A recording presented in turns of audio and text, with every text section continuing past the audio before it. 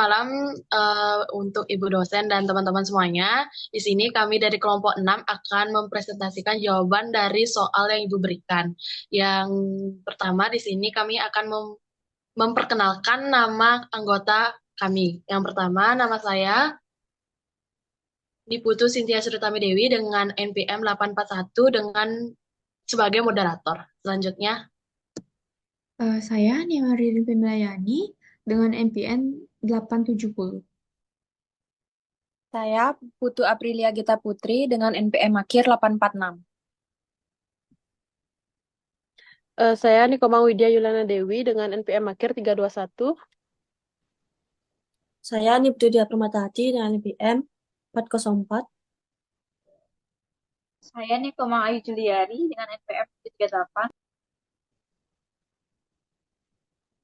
Nama saya Komang Muyuartana, NPM 720. Saya Imadi Satria Manikan, NPM 880. baik untuk pertanyaan nomor 1 akan dijawab oleh teman saya. Terima kasih atas waktunya. Untuk pertanyaan yang pertama, eh, pertanyaannya tantangan apa yang dihadapi perusahaan dalam mengembangkan produk baru? Eh, yang pertama itu ada penelitian dan pengembangan. Ada biaya yang tinggi, investasi dalam eh, penelitian dan pengembangan atau R&D bisa sangat mahal, terutama untuk teknologi canggih atau produk inovatif. Eh, dan untuk yang kedua ada keterbatasan teknologi. Perusahaan mungkin menghadapi keterbatasan teknologi yang menghambat pengembangan produk. Yang ketiga ada ketidakpastian hasil. Tidak semua usaha R&D menghasilkan produk yang layak pasar. Pemahaman pasar dan konsumen. Ketidaksesuaian dengan kebutuhan konsumen. Risiko produk yang tidak sesuai dengan preferensi konsumen. Perubahan tren pasar. Tren yang cepat berubah membuat produk baru cepat usang. Analisis data yang kurang akurat. Data pasar yang salah atau tidak lengkap dapat menyebabkan keputusan yang keliru. Kemudian yang kedua ada persaingan. Tekanan dari kompetitor. Kompetitor yang lebih besar atau lebih mapan bisa mengembangkan produk serupa lebih cepat. Peran harga. Produk baru seringkali harus bersaing dengan harga yang lebih mahal dari produk yang sudah ada.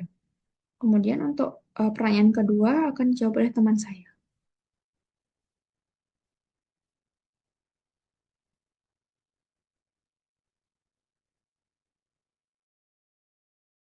Untuk yang kedua itu pertanyaannya struktur dan proses organisasi seperti apa yang digunakan manajer untuk mengawasi pengembangan produk baru.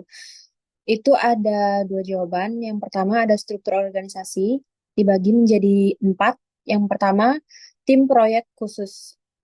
Membentuk tim lintas fungsi cross-functional team yang terdiri dari anggota dari berbagai departemen seperti R&D, pemasaran, produk, dan keuangan.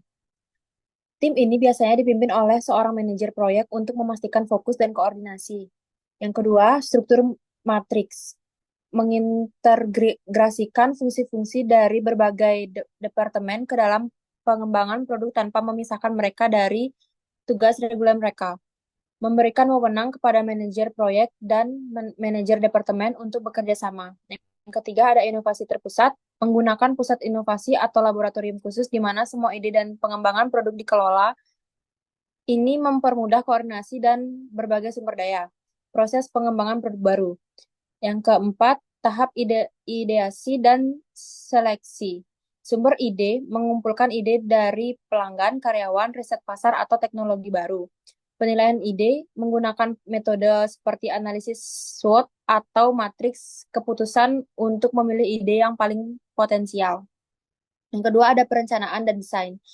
Itu dibagi menjadi 4. Yang pertama membuat prototipe produk berdasarkan ide terpilih. Yang kedua melibatkan semua fungsi yang relevan untuk memastikan desain yang dapat diproduksi dan diterima pasar. Ya, penguji dan validasi. Yang ketiga, pengujian internal. Prototipe diuji dalam lingkungan yang terkendali untuk memastikan kualitas dan fungsionalitas. Yang terakhir, penguji pasar dilakukan di pasar kecil untuk mendapatkan umpan balik dari pelanggan. Selanjutnya dilanjutkan oleh teman saya.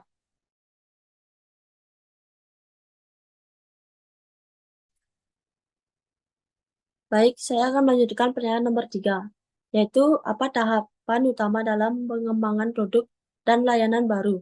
Yang pertama, ideasi atau idea generation. Kedua, penyaringan ide training. Ketiga, pengembangan konsep development. Keempat, pengujian konsep testing. Kelima, analisis business analysis. Keenam, pengembangan produk atau layanan atau produk to service development. Ketujuh, pengujian pasar atau market testing.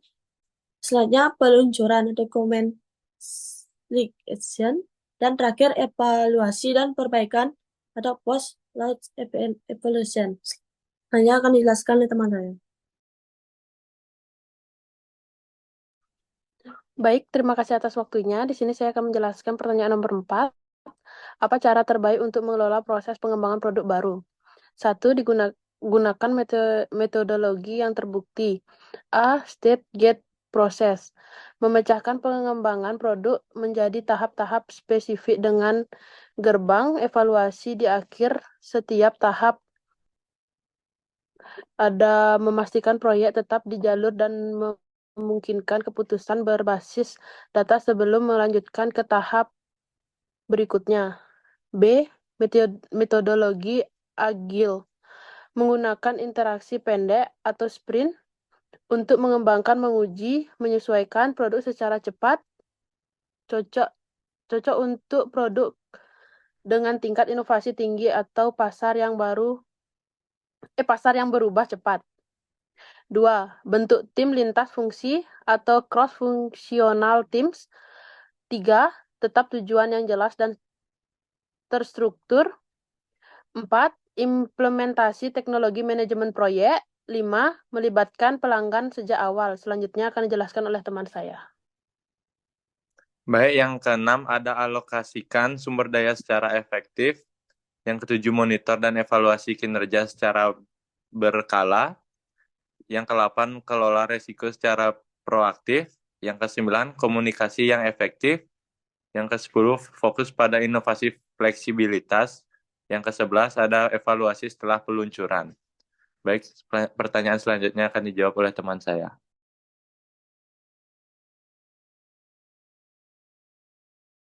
Baik, saya akan melanjutkannya.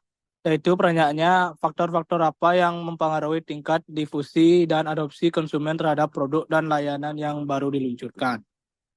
Yang pertama, karakteristik produk atau layanan. A. Keuangan relatif atau related expensive. Tingkat keunggulan produk baru dibandingkan dengan alternatif yang ada. Misalnya, efisiensi, biaya lebih rendah, atau fitur inovatif. Selanjutnya, produk dengan keunggulan yang jelas lebih cepat diadopsi. Nomor B, kompatibilitas atau compatibility. Seberapa baik produk baru sesuai dengan nilai, kebutuhan, dan pengalaman konsumen. Misalnya, teknologi baru yang sesuai dengan perangkat yang sudah dimiliki konsumen. Nomor C, kompleksitas atau complexity. Produk yang terlalu rumit atau sulit dipahami akan lebih lambat diadopsi. Kesederhanaan dalam penggunaan menjadi nilai tambah. Itu selanjutnya D, kemampuan uji coba atau reliability. Kesempatan bagi konsumen untuk mencoba produk sebelum membeli. Misalnya, sampel gratis atau periode coba meningkatkan kemungkinan adopsi. Baik, selanjutnya dilanjutkan oleh teman saya. Baik, kemudian untuk faktor yang kedua yaitu faktor pasar. Faktor ini meliputi yang pertama besarnya segmen awal atau early adopters. Kelompok awal pengguna memiliki pengaruh besar terhadap keberhasilan difusi. Jika early adopters puas, maka cenderung merekomendasikan produk ini kepada orang lain. Yang kedua merupakan jaringan sosial dan word of mouth. Pengaruh dari teman, keluarga, atau komunitas sangat penting dalam mempromosikan adopsi. Media sosial dan ulasan online dapat mempercepat proses ini. Yang ketiga adalah persaingan di pasar. Kehadiran produk serupa atau substitusi dapat memperlambat difusi. Strategi yang membedakan produk baru dari pesaing menjadi kunci. Yang ketiga adalah faktor konsumen. Faktor ini meliputi yang pertama karakteristik demografis. Konsumen muda atau berpendidikan cenderung lebih cepat mengadopsi teknologi baru. Pendapatan juga mempengaruhi kemampuan dalam membeli produk baru. Yang kedua, sikap terhadap inovasi. Konsumen yang terbuka terhadap perubahan atau teknologi cenderung lebih cepat mengadopsi produk baru. Yang terakhir adalah persepsi risiko. Jika konsumen merasa ada risiko besar seperti biaya tinggi, kerumitan, atau keamanan data, maka cenderung menunda adopsi. Selanjutnya akan saya kembalikan kepada moderator.